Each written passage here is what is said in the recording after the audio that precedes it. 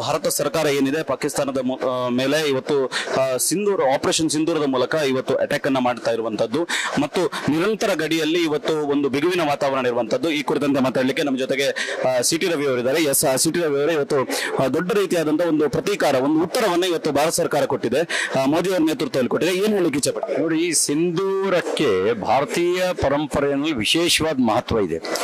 ನಾವಂತೂ ಜಮ್ಮು ಮತ್ತು ಕಾಶ್ಮೀರ ಭಾರತ ಮಾತೆಯ ಸಿಂಧೂರ ಅಂತ ಘೋಷಣೆ ಕೂಗ್ತಾನೆ ನಮ್ಮ ಸಾರ್ವಜನಿಕ ಜೀವನಕ್ಕೆ ಕಾಲಿಟ್ಟವರು.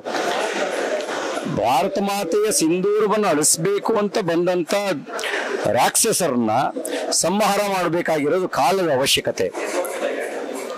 ಆ ಕಾಲದ ಅವಶ್ಯಕತೆಗೆ ಅನುಗುಣವಾಗಿ ನಮ್ಮ ತಾಯಂದಿರ ಸಿಂಧೂರವನ್ನು ಅಳಿಸಬೇಕು ಅಂತ ಬಂದಂತ ರಾಕ್ಷಸರ ಸಂಹಾರವನ್ನ ಮಾಡಲೇಬೇಕು. ಅದರ ಆರಂಭ, ಅಂತ್ಯ ಇನ್ನೂ ಮುಗಿದಿಲ್ಲ. ಇದು ಯುದ್ಧದ ಆರಂಭ ಮಾತ್ರ. ಸಂಪೂರ್ಣವಾಗಿ ರಾಕ್ಷಸಿ ಮನಸ್ಥಿತಿಯ ಭಯೋತ್ಪಾದಕರ ಕೊನೆಯಾಗುವವರೆಗೂ ನಾವು ವಿಶ್ರಮಿಸೋಂಗಿಲ್ಲ, ಮೈಮರೆಯುವಂತಿಲ್ಲ. ಇಡೀ ಭಾರತ ಒಂದಾಗಿ ಈ ಭಯೋತ್ಪಾದಕರ ವಿರುದ್ಧ, ಮಾನವತೆಗೆ ವಿರುದ್ಧವಾಗಿರತಕ್ಕಂಥ ಭಯೋತ್ಪಾದಕರ ವಿರುದ್ಧ ನಾವು ಹೋರಾಟ ಮಾಡಬೇಕಾಗಿರೋದು ಅನಿವಾರ್ಯ ಇದೆ. ಹಾಗೆ ಮಾಡಿದಾಗ ಮಾತ್ರ ಭಾರತ ಸುರಕ್ಷಿತವಾಗಿ ಉಳಿಯುತ್ತೆ. ಇಲ್ಲದೇ ಇದ್ರೆ ಈಗಾಗಲೇ ಹಲವು ವಿಭಜನೆಗಳನ್ನ ಈ ಒಂದು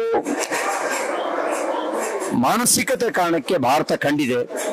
ಕೋಟ್ಯಾಂತರ ಜನ ಬಲಿ ಕೊಡಬೇಕಾದಂತ ದುಸ್ಥಿತಿ ಬಂದಿದೆ. ಇದು ಕೂಡ ಅದಕ್ಕೆ ಮುಂದುವರೆದ ಭಾಗ ಆಗುತ್ತೆ. ಹಾಗಾಗಬಾರದು ಅಂತಿದ್ರೆ ಭಯೋತ್ಪಾದನೆ ಕೊನೆಯಾಗಲೇಬೇಕು. ಅದಕ್ಕಾಗಿ ನಮ್ಮ ದೇಶದ ಸೈನಿಕರಿಗೆ, ಪ್ರಧಾನಮಂತ್ರಿ ನರೇಂದ್ರ ಮೋದಿ ಅವರಿಗೆ ವಿಶೇಷವಾಗಿರೋ ಧನ್ಯವಾದಗಳನ್ನು ಸಲ್ಲಿಸ್ತೇನೆ. ನಮ್ಮ ಸೈನ್ಯ ಯಾವತ್ತೂ ಅದಕ್ಕೆ ಸಾಮರ್ಥ್ಯ ಇತ್ತು, ಅದರ ರಾಜಕೀಯ ನೇತೃತ್ವ ಆ ಸಾಮರ್ಥ್ಯವನ್ನು ಸದುಪಯೋಗ ಪಡಿಸ್ಕೊಳ್ತಾ ಇರಲಿಲ್ಲ. ಇವತ್ತು ಪ್ರಧಾನಮಂತ್ರಿ ನರೇಂದ್ರ ಮೋದಿ ಅವರ ನೇತೃತ್ವ ಸೈನ್ಯಕ್ಕೆ ಮುಕ್ತ ಸ್ವಾತಂತ್ರ್ಯವನ್ನು ಕೊಡೋದ್ರ ಮೂಲಕ ಅವರ ಸಾಮರ್ಥ್ಯವನ್ನ ಭಯೋತ್ಪಾದಕರ ಸಂಹಾರಕ್ಕೆ ಉಪಯೋಗಿಸಿ ಭಾರತವನ್ನ ಸುರಕ್ಷಿತವಾಗಿ ಇಡುವಂತ ಕಾರ್ಯಕ್ಕೆ ಕೈ ಹಾಕಿದರೆ ಅವರಿಗೆ ನಾನು ಅಭಿನಂದನೆಗಳು ಸಲ್ಲಿಸ್ತೀನಿ. ಇದರ ಜೊತೆಗೆ ಎಲ್ಲೋ ಒಂದು ಕಡೆ ಕಾಂಗ್ರೆಸ್ ಇವತ್ತು ಗಾಂಧೀಜಿಯವರ ಕೋಟನ್ನು ಹಾಕಿ ತನ್ನ ಸಾಮಾಜಿಕ ಜಾಲತಾಣದಲ್ಲಿ ವಿಶ್ವಶಾಂತಿಯ ಪಾಠವನ್ನ ಮಾಡಿತ್ತು ಮತ್ತು ಅದನ್ನು ಡಿಲೀಟ್ ಕೂಡ ಮಾಡಿತ್ತು. ಈ ಸಂದರ್ಭದಲ್ಲಿ ಏನು ಹೇಳಲಿಕ್ಕೆ? ಜಗತ್ತಿಗೆ ಶಾಂತಿ ಬೇಕು. ಆ ಶಾಂತಿಯನ್ನ ಬಯಸುವ ವಿಚಾರಧಾರೆ ಭಾರತದಿಂದ ಒಮ್ಮೆ ಬಂದಿರೋದು. ಸರ್ವೇ ಜನೋ ಸುಖಿನೋ ಭವಂತು ಅನ್ನುವಂಥ ಪರಂಪರೆ ನಮ್ದು. ನಮಗೆ ಶಾಂತಿ ಬೇಕು. ಅದು ಸ್ಮಶಾನ ಶಾಂತಿ ಆಗಬಾರ್ದು. ಎಲ್ಲವೂ ನಾಶವಾಗಿ ನಂತರ ಉಳಿಯುವ ಸ್ಮಶಾನ ಶಾಂತಿ ಆಗಬಾರ್ದು. ಸಮೃದ್ಧಿಯ ಶಾಂತಿ ಬೇಕು. ಭಯೋತ್ಪಾದಕರು ಬಯಸುವುದು ಸ್ಮಶಾನ ಶಾಂತಿಯನ್ನ.